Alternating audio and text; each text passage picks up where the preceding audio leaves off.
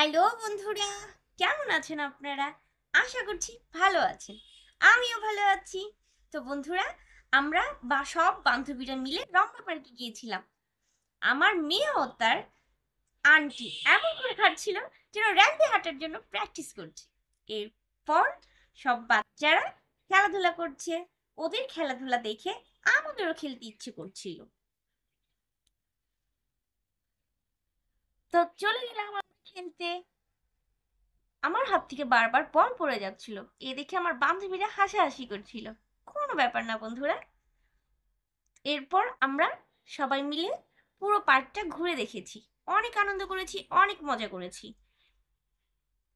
তো বন্ধুরা, আজকের মতো এই পর্যন্তই।